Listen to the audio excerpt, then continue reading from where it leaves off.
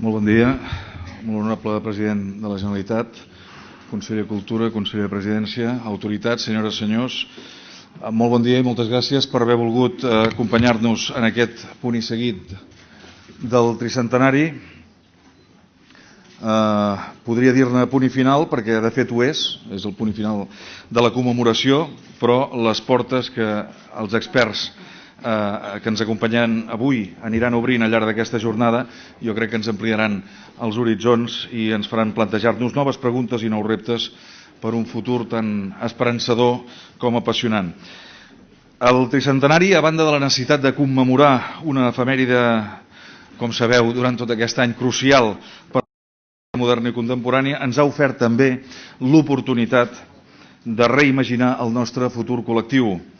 Això ha estat així fruit d'aquesta casualitat històrica que ha volgut que la commemoració s'esdevingués en un món canviant, molt més complex que mai abans, i que ens obliga decididament a adaptar-nos als canvis que provoca. En aquest nou escenari global, Catalunya vol i té la capacitat de tenir-hi un paper protagonista. És una afirmació retòrica. Durant dècades el nostre país ha optimitzat els seus recursos escadussers per mantenir la seva personalitat pròpia en àmbits tan competitius i diversos com la biotecnologia, les ciències de la salut o, per exemple, l'urbanisme, per citar-ne alguns exemples.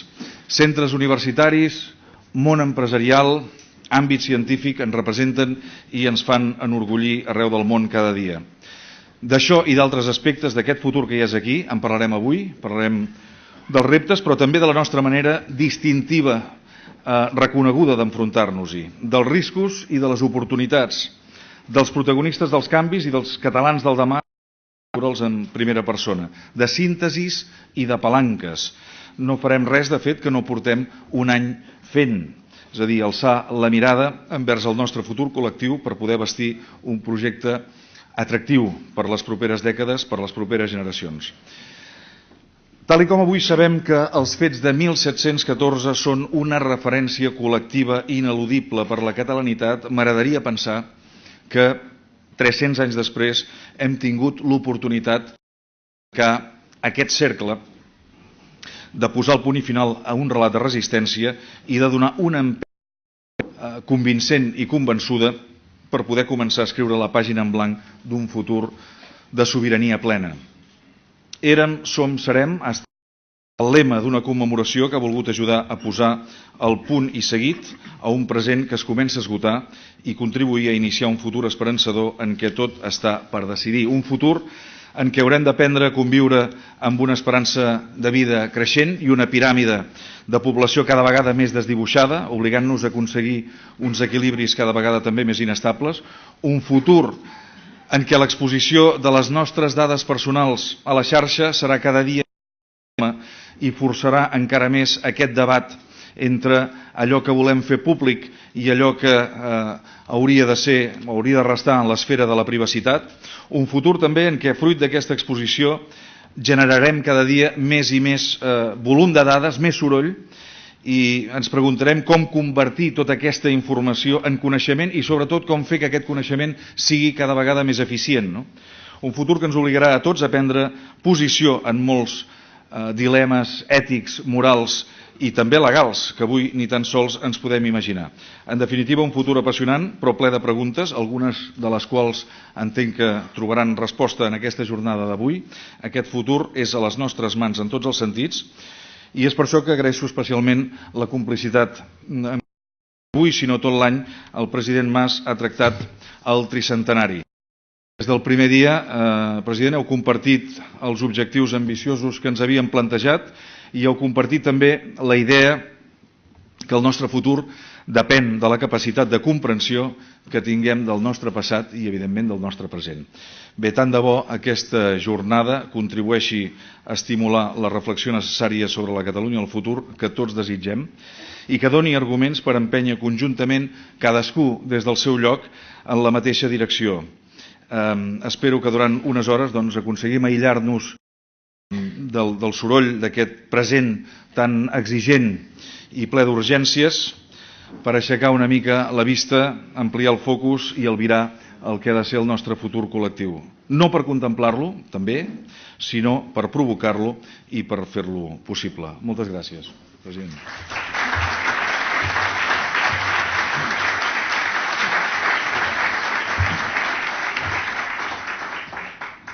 Bé, molt bon dia a tothom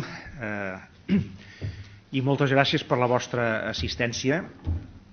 I si m'ho permeteu, ja que estem en el moment de la cloenda d'aquest tricentenari, la meva felicitació en el comissari del tricentenari, en Miquel Calçada, i a totes les persones i institucions que l'han estat ajudant i que han estat col·laborant amb ell i amb el seu equip durant aquests darrers passat, ara ja es pot dir de l'any passat, ara estem a 9 de gener, em sembla que és avui, no? 9 de gener, doncs ha passat exactament un any i posem aquest punt final en aquest tricentenari que crec que en bona part l'expectativa que en el seu moment doncs, es va plantejar. No? Val a dir que a mi m'agradaria molt poder aïllar-me durant unes hores i poder-me quedar després d'aquesta intervenció, però se m'ha tornat a girar feina. Això és un no parar. I dintre d'aquesta feina doncs, segur que aprendria més quedant-me aquí unes hores, però hauré de marxar per atendre algunes obligacions, diguem-ne, urgents d'aquests dies, per intentar, després m'hi referiré molt breument, per intentar, doncs, anava a dir reconduir, però segurament no seria l'expressió correcta, sinó que analitzar de la millor manera possible això que no ha de ser un començament, perquè ja es va fer, en quant al procés de transició nacional catalana, sinó enfilar una mica la recta final. Ara estem en aquest punt, i és un punt doncs, que, com veieu, té les seves confusions, té les seves incerteses, té les seves contradiccions, té les seves debilitats, etc., però que de tota manera hem de fer tot el possible per encarrilar també d'una manera correcta i positiva. Ja que jo hi aportaré la part, diguem-ne, de visió potser una mica més política, que és superarà després, perquè amb tots els experts i persones que després hi participareu, els panels que s'han previst doncs, estaran molt ben tractats. Permeteu-me que enganxi una mica aquesta intervenció meva al lema del tricentenari, amb aquest érem i serem, que crec que és un lema, per altra banda, molt afortunat, molt ben trobat. I celebro molt que la jornada de cloenda del tricentenari no sigui per mirar enrere, sinó per mirar endavant. Això crec que és un gran encert. El que es fa avui, com a cloenda d'aquest tricentenari, no és tant recordar 300 anys que portem a les nostres espatlles, sinó veure què tenim per davant en les properes dècades. Ahir en una conversa al vespre amb el conseller Mascarell em recordava ell que molt sovint comenta que no es tracta només principalment de veure què tenim per darrere en 300 anys, sinó què tenim per davant en 30 anys. Què en juguem en aquestes 3 properes dècades. Érem, som i serem. L'érem és una evidència que ha quedat molt clara doncs, durant els actes de celebració del tricentenari. A hores d'ara doncs, encara n'hi ha alguns que neguen aquesta realitat del que ha sigut Catalunya com a nació, però això és una evidència i com que és una evidència no cal referir-s'hi gaire més. Tothom que tingui 2 dits de front, mínim d'objectivitat en l'anàlisi, sap perfectament que aquesta és una nació que ha perviscut temps, amb circumstàncies, tots ho sabem, tremendament complicades. No hi ha gaires nacions que hagin perviscut com la catalana amb les condicions que s'ha trobat la nació catalana en aquests darrers segles, però el cas de Catalunya ha estat exactament així. Per tant, això és una evidència. No? El som és una realitat. Podíem no ser en aquest moment com a nació i com a cultura. Altres, no molt lluny de nosaltres, no és que hagin deixat de ser, però s'han diluït molt. I en canvi Catalunya no. Catalunya avui és clarament, no només ha sigut, sinó que a més és clarament. I aquesta realitat d'avui de Catalunya com a nació és una realitat obstinadament treballada, molt obstinadament treballada. Perquè si no s'hi hagués cregut molt per part de la gent que ha configurat aquest país i que configura aquest país, que simplement no existiria o hauria quedat absolutament diluïda. No podríem dir en aquest moment som, com d'altres no poden dir som en la mateixa extensió que nosaltres. Nosaltres ho podem dir. I això, insisteixo, és gràcies a aquesta obstinació d'haver treballat aquesta realitat, que avui clarament és una realitat de present. Una realitat que no té gaire a veure, diguem-ne, amb la sort. No és que ens hagi tocat la grossa per seguir sent. Vaja, no sé si a algú de vostès els hi ha tocat o no, la grossa, o alguna altra cosa, però en el país en el seu conjunt la grossa en aquest sentit no li ha tocat. S'ho ha hagut de treballar molt. De fet, podríem dir que n'han caigut de molt grosses. Si analitzem aquests 300 anys, aquests 3 segles que portem al darrere, però sobretot aquests 3 darrers, veurem que realment de grosses ens n'han tocat moltes a sobre, ens n'han caigut moltes a sobre, però no precisament les de la sort, sinó d'altres, no? Que han sigut els obstacles que hem tingut al davant i que hem hagut d'anar vencent. No? En aquesta realitat de present, doncs, fixeu-vos que destacaré 4 o 5 aspectes, em sembla que avui el lema són 5 per cada idea, no? Jo no sé si en tinc anotats 4 o 5, però vaja, en qualsevol cas, els aspectes claus que em sembla que han ajudat a que avui dia puguem dir que som aquesta realitat, i aquesta realitat també nacional, els aspectes claus jo els situaria en les següents idees. El primer, la llengua, l'idioma català. Sense això, Catalunya avui no seria la realitat que és.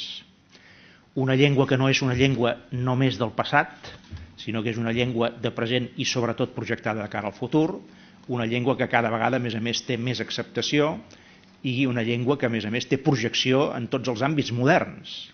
La llengua catalana és una llengua completa, no és una llengua sectorial, no és una llengua reservada a determinats àmbits de la nostra realitat de present, sinó que és una llengua que es projecta a tot arreu i fins i tot, òbviament, en el que és les tecnologies de punta de la societat moderna. Per tant, la llengua. El segon element que explica aquesta realitat de present és l'actitud davant del treball i la capacitat d'iniciativa que té la societat catalana i que avui manté la societat catalana, i el talent individual que té aquest país. Les 3 coses juntes. L'actitud davant del treball, la capacitat d'iniciativa i el talent individual. A vegades el talent col·lectiu ens falta una mica més. I en la política segurament molt més, ja ho dic jo, no? Segurament ho pensen vostès i ho dic jo, en públic, no? Segurament el talent en les activitats col·lectives ens falta una mica més. No en totes, per cert, no? Però en canvi el talent individual està fora de dubte. Aquest és un país que té molt talent individual i que a vegades li costa de lluir-lo a fons, però el té. I això, junt amb aquesta actitud davant del treball i amb la capacitat d'iniciativa que té el país, aquestes 3 coses juntes configuren també, entenc jo, un dels elements claus per explicar la realitat catalana d'avui i el fet que haguem perviscut al llarg de la història i que tinguem aquest país raonablement modern i avançat que tenim en aquest moment. L'altre aspecte que em sembla important i que jo acostumo a subratllar sempre, i l'he subratllat en moltes ocasions durant aquests actes del tricentenari, al llarg de l'any passat, és la capacitat d'integració que té la societat catalana. La capacitat d'integració i d'assimilació de corrents i de corrents de tot tipus, no? També culturals, que ens venen de fora. La capacitat, diguem-ne, de fer d'esponja que té la societat catalana, de no quedar-se aïllada, de no quedar-se tancada en ella mateixa, sinó d'anar filtrant tot allò que pot ser interessant i que pot contribuir a millorar la nostra realitat. Això, a més, s'extén des del punt de vista de la capacitat d'integració de persones d'orígens molt diferents. No trobareu gaires societats a tota Europa i probablement a tot el món que tinguin el grau de barreja d'orígens que té la societat catalana. Jo insisteixo sempre molt en aquesta idea per entendre la Catalunya d'avui i per entendre també l'aspiració d'autogovern de la societat catalana d'avui i el que deia abans en Miquel Calçada, no? Aquestes ànsies que hi ha per part de molta gent de llibertat, de sobirania, etc. Acostumo a recordar que bastant més del 50% de la població catalana d'avui, de la nostra realitat, té un origen no estrictament català, més del 50%. Evidentment que trobareu molts països d'Europa i del món on hi ha corrents d'immigració molt grans, evidentment, no?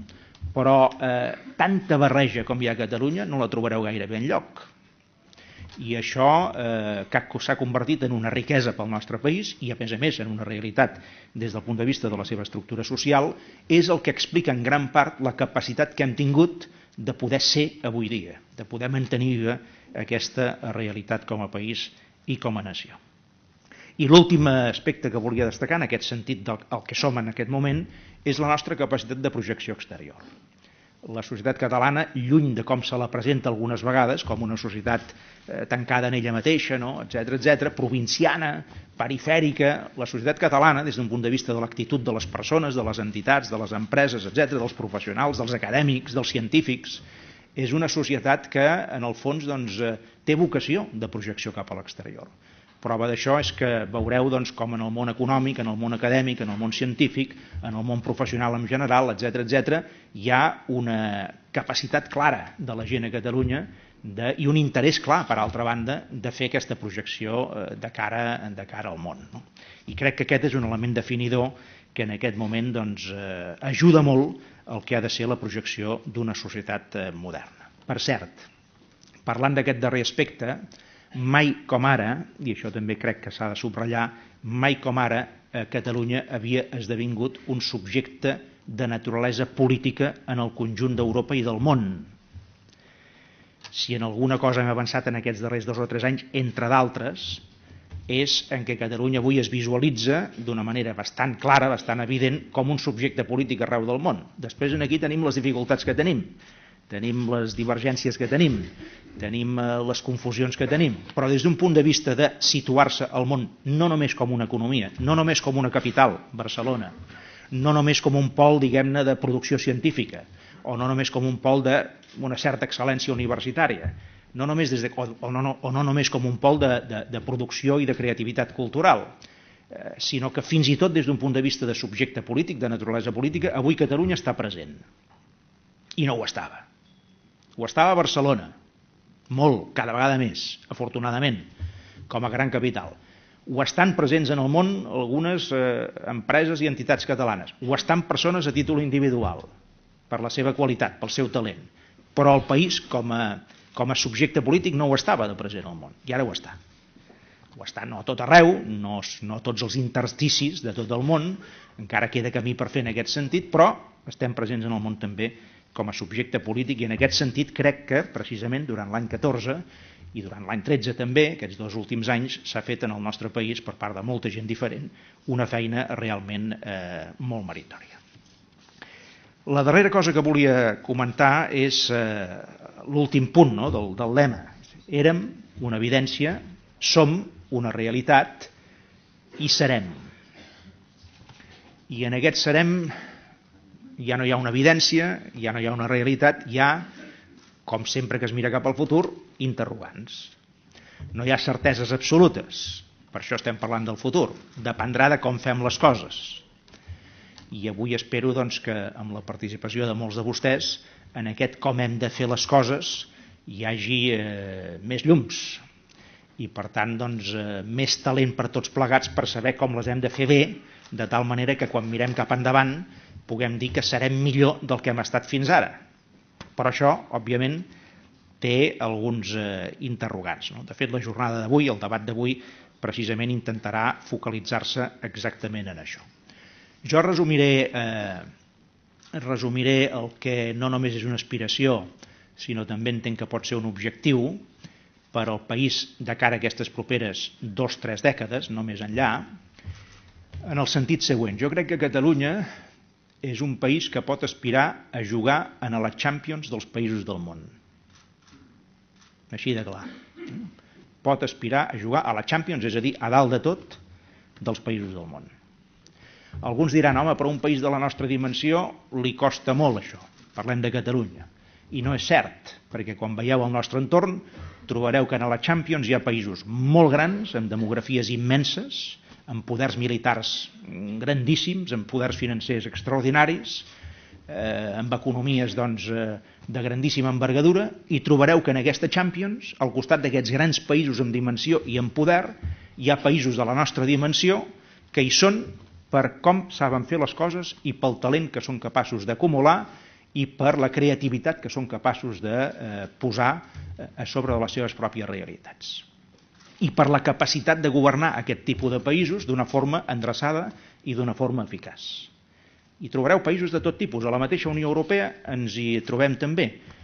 Ara es parla molt de la realitat alemanya com la realitat segurament millor en el conjunt de la Unió Europea, perquè és la més poderosa.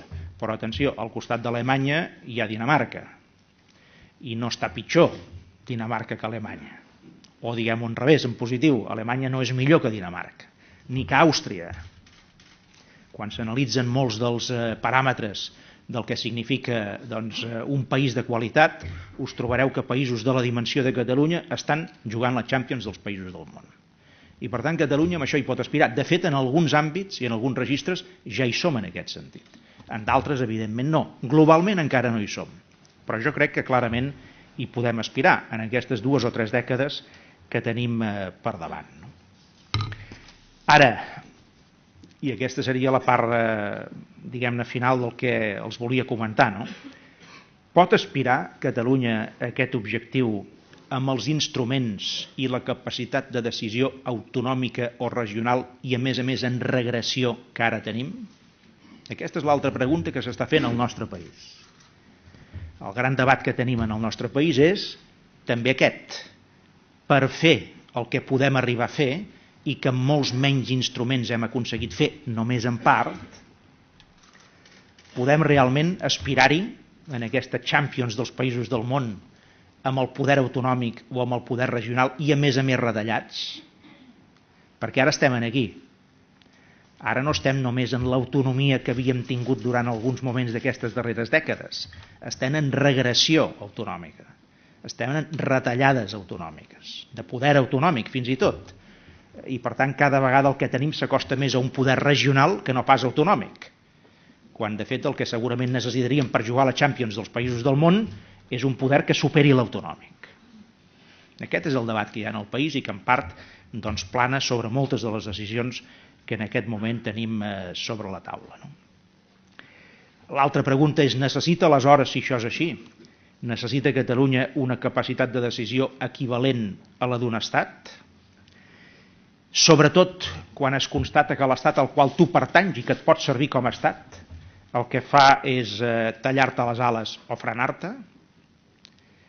I molta gent d'aquest país, segurament, davant d'aquesta pregunta, la resposta natural és sí, necessitem la capacitat de decisió equivalent a la d'un estat de la nostra dimensió. I fixeu-vos que la capacitat de decisió normalment és la mateixa per països grans que per països petits. Perquè quan es tracta de cedir sobirania, que s'ha de cedir en el món modern, en el nostre cas, per exemple, clarament a la Unió Europea, tant la cedeixen els estats grans en dimensió com els estats petits. És més, alguna vegada hi ha estats petits que no cedeixen tanta sobirania com els grans, per exemple amb la moneda. Grans països de la Unió Europea que han cedit sobirania en el fet de compartir la moneda comuna, l'euro, i en canvi països petits, com Dinamarca, que no l'han cedida aquesta sobirania. Vol dir que des del punt de vista del que és mantenir una determinada capacitat de decisió, la dimensió tampoc és fonamental. En aquest cas, el tracte, diguem-ne, que podria ser perfectament equivalent. Quan es plantegen les coses d'aquesta manera, hi ha gent que, sobretot des de fora de Catalunya, però també alguns a Catalunya, que diuen que aquest és un camí que quan es planteja en el fons provoca una certa divisió. Anem a ser més petits, anem a estar més dividits, etc. Jo crec que això és un error, perquè, fixeu-vos, com en tantes altres coses en la societat moderna, el que s'està plantejant a Catalunya en aquest sentit més polític o més nacional és sumar d'una altra manera. No és tant dividir, és sumar d'una altra manera. Avui o ahir, em sembla que era ahir, hi ha una entrevista molt interessant en la Contra de la Vanguardia amb un alt funcionari de la Unió Europea durant 33 anys, galès, ell diu, soc de nacionalitat galesa, tinc passaport britànic i em sento ciutadà de la Unió Europea, deia aquesta persona en l'entrevista d'ahir, i en aquesta mateixa entrevista ell ho diu clarament, diu, esclar, la configuració de la Unió Europea tal com s'està produint afavoreix la configuració d'estats de dimensió relativament petita, perquè el paraigües que ens ha d'acompanyar tots plegats o que ens ha d'aixoplugar és la pròpia Unió Europea. Per tant, estem sumant d'una manera diferent. Reclamant el que reclamem, no dividim, sumem d'una manera diferent. D'una manera que no és la tradicional de les darreres dècades o dels darrers segles. És amb una visió diferent i jo entenc que en aquest moment molt més convenient. Ara bé, deixeu-me fer un petit apunt de política interna. No es pot aspirar, crec jo, no es pot aspirar a la llibertat i fins i tot el fet de disposar d'un estat a Catalunya, si és que això realment arriba algun dia, com alguns esperem, no es pot aspirar a la llibertat i a tenir un estat propi amb mentalitat autonòmica o regional. Aquest és un altre canvi de xip, també. Si volem aspirar a aquests instruments nous, a aquesta capacitat de decisió nova, no podem abordar aquest futur amb la mentalitat autonòmica o regional d'aquestes darreres dècades. I tal com jo veig que passen algunes coses en el nostre país darrerament, noto que hi ha més mentalitat de poder autonòmic o de poder regional que no pas d'aspiració a l'autèntica llibertat. Si hi hagués aquesta mentalitat realment nova, especialment també entre partits polítics, no estaríem en el punt que estem. No estaríem en aquesta confusió, en aquestes incerteses, perquè estaríem enfocant aquest futur amb una mentalitat clarament nova. I en canvi, a vegades dona la sensació de que encara estem més instal·lats a veure com es reparteix un poder autonòmic o regional en regressió, a disputar-se les engrunes d'un poder autonòmic, que no pas a construir el que és la llibertat i fins i tot l'estat per al país. I això probablement és el que està provocant algunes d'aquestes incerteses i algunes d'aquestes confusions que avui estem vivint, per exemple, en la política catalana. I això és el que jo, i per això ara els deixaré, he d'intentar, no sé si resoldre o no, però com a mínim he d'intentar trobar-hi algun camí per veure si realment entre tots plegats som capaços d'abordar aquestes properes dècades del país des del punt de vista de la seva capacitat de decisió amb aquesta mentalitat nova que no pot ser, insisteixo, la mentalitat que avui es veu encara, en alguns que fins i tot a primera vista hauria de semblar que ja no l'haurien de tenir, que tenen encara aquesta mentalitat de repartir-se un poder autonòmic en regressió. I això mateix que acabo de dir val també una mica pel conjunt de l'Estat.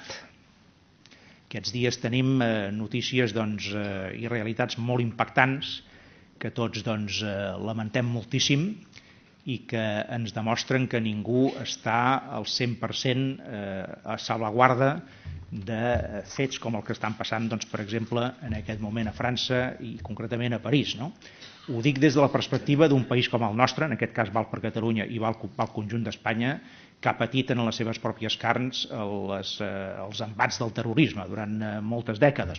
I per tant sabem molt bé del que parlem i sabem molt bé del que va en el nostre país i també en aquesta mateixa ciutat, a Barcelona. L'alcalde Trias fa poques hores també, o fa pocs dies, ho recordava en aquest mateix sentit. Però més enllà d'aquestes notícies molt impactants i que inquieten òbviament a molta gent, fixeu-vos que faig aquesta petita també aportació des del punt de vista del com funciona l'estat espanyol i canviant una mica de banda en aquesta línia. Ahir també coneixíem com el Tribunal Superior de Justícia de Catalunya argumenta com es donarà tràmit en aquestes querelles que ha presentat l'Estat contra determinats membres del govern de Catalunya pel que va passar el dia 9 de novembre.